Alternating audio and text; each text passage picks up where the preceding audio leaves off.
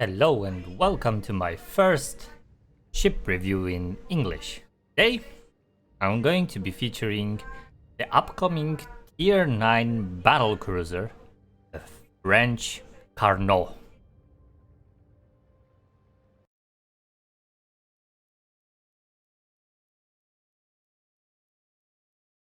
Let's start things off with describing the ship in the port.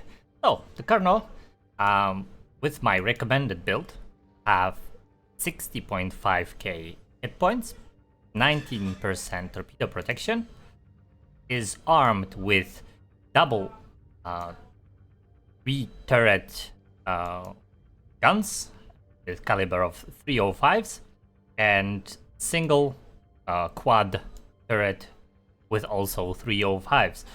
The HE penetration is 51mm, and 305s have the range of 19 kilometers. Yay, defense is pretty solid. We are generating here.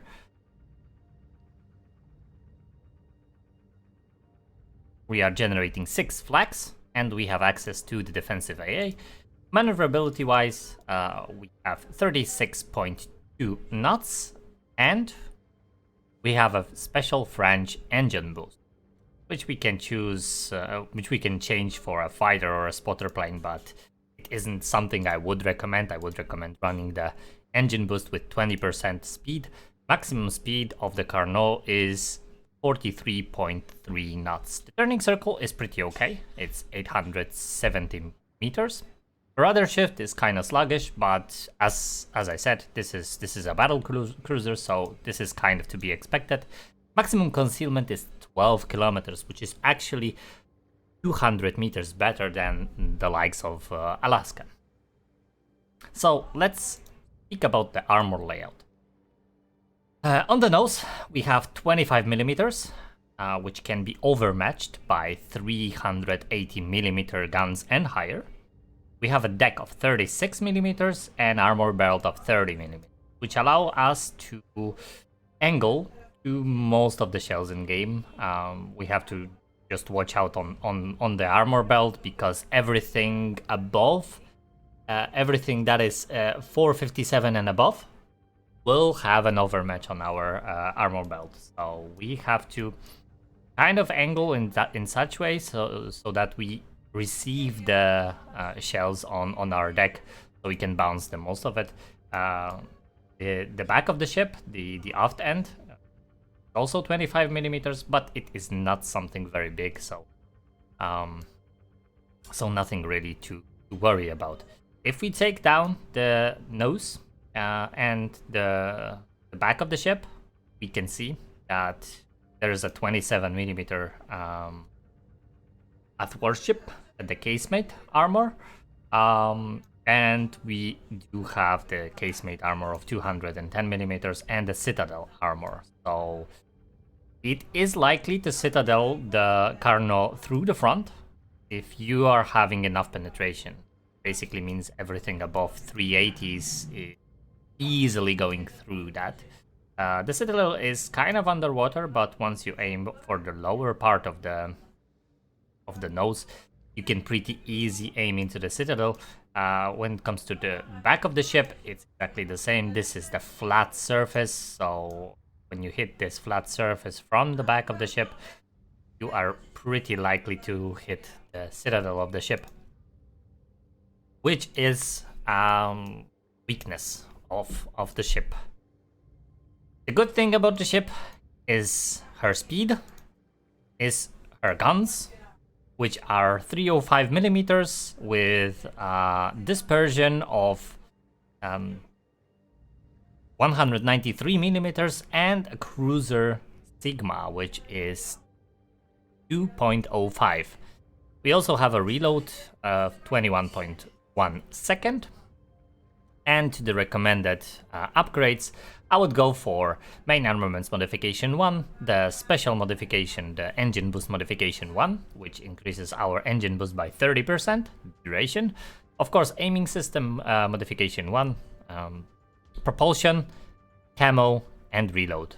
I would go for defensive AA instead of hydro. We do have access to 5-kilometer hydro, but we are a battle cruiser that is mostly playing on the kiting side. In a moment, I will show you how the Carnot is performing in battle, but for the record here, I would recommend running defensive AA instead of a hydro, because you will rarely encounter DDs. Since you have 19 kilometers of range, you will be just kiting and trying to burn things down. We have a lot of HP. As you see, I do have an HP skill on it, but we'll get to that when we'll be going through the recommended build.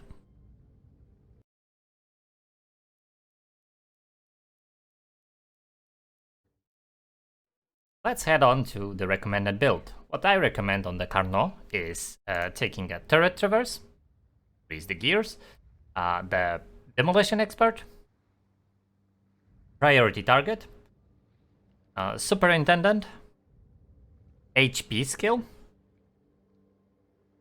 concealment expert, AVAP, and adrenaline. Why do I recommend something like this? Because we have instead of 3 heals, we are going for 4 heals, and HP skill affects directly our capability of healing. So we have extra 4050 HP.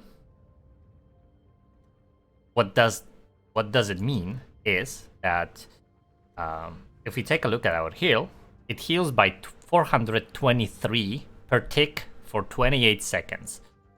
If I take off the commander,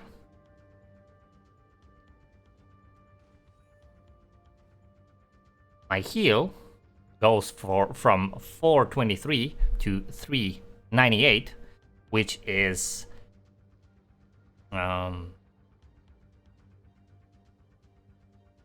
something around 20-30 heal per second, and these are 4 heals. So we are gaining a lot of survivability, which will be needed when we will be having something with, let's say, the 457s. The definite advantage of Carnot is that we are getting the tier 9 matchmaking for the most part. Sometimes we do face tier 10s, but for the most part we are facing tier 9s and tier 7s. So Carnot is something between a battleship and a cruiser. And of course, once you show broadside, you will suffer to the Carnot guns. These are Dunkirk-like guns with cruiser dispersion. So it is pretty accurate. And right now, let's head into the battle and let's see how the Carnot is doing on the battlefield.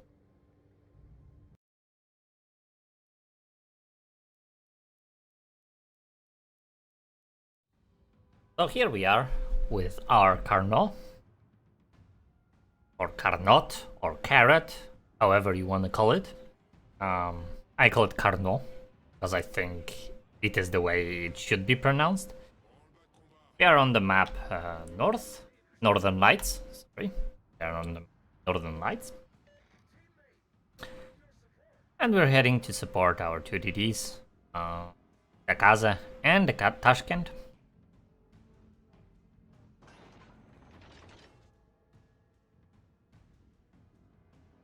I will speed up a little bit.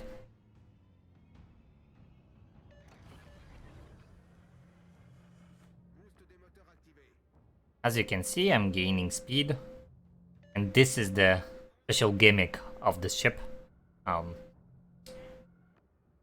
43.3 knots, which is a lot faster than most of the DDs on this tier. So you're just basically very fast. And when it comes to accuracy, you will see right in front, we do see a buffalo.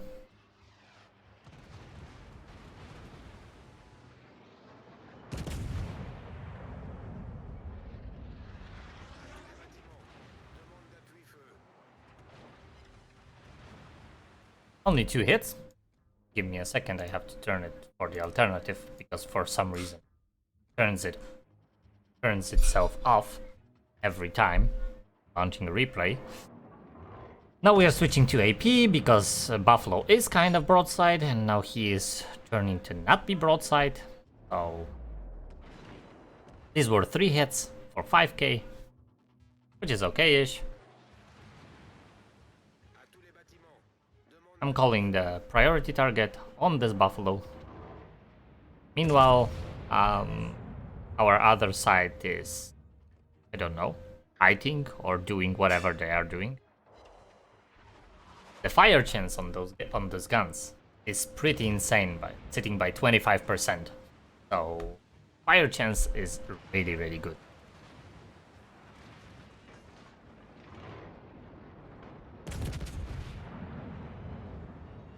Well, now we are aiming to finish off this Buffalo.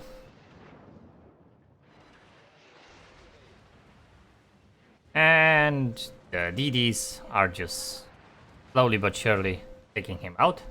As you can see, start-stop mechanic and acceleration of this ship is pretty insane when you have engine boost on. When you don't have it on, it's a little worse, but I won't say it is bad. Okay, so here we are fighting with the Iowa. First salvo, two penetrations for 6k. So from 9 shells we get 3. Let's see the other salvo. We actually won't hit it because we try to hit that F6. This is our priority target at the moment. And now accelerating once we have our engine boost still active. And of course I see shells incoming, so angling away. Iowa has 406, so my 30mm belt can easily bounce it.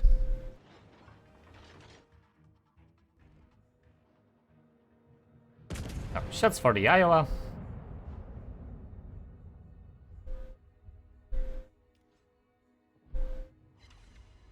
Three shells hit, 3.5k. That's okay.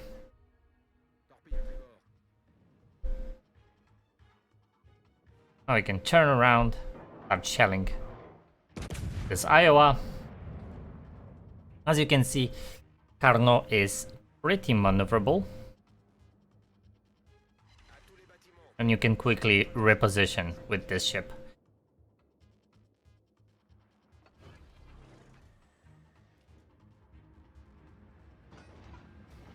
I was at 50k, now I'm healing up to something like 60 something, 65, 66k. So heal is also pretty good with the HP skill on the Carnot.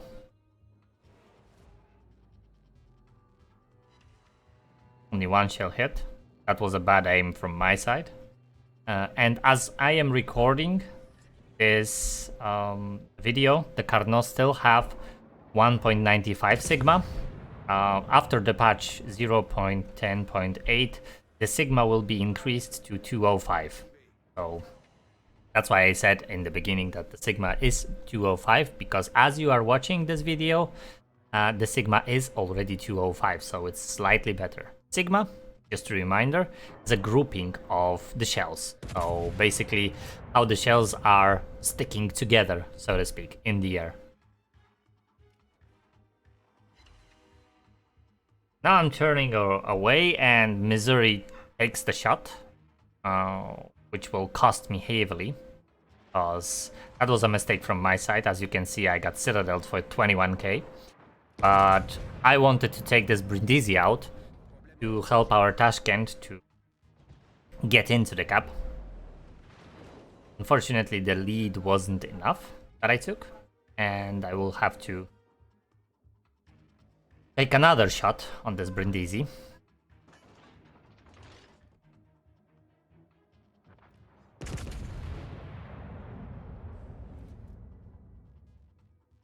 Brindisi is smart. He's slowing down, so I wasn't able to take a clear shot. I can see the Iowa flying towards me. You can see the Brindisi stopped, but once I fired, the Brindisi accelerated, juking my shells, which was pretty good, must admit.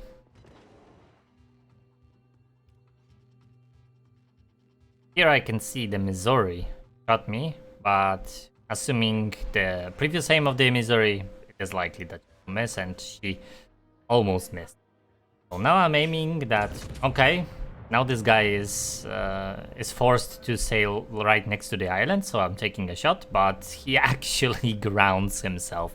So putting himself in a vulnerable position. This moment he should have already smoked up, but he didn't, and there's the punishment. 16 kilometers, shot. He popped the smoke, but it is already too late. The Carnot doesn't forgive such mistakes, and Triple Citadel takes him out. The next one is the Missouri. So taking the pot shot at the Missouri.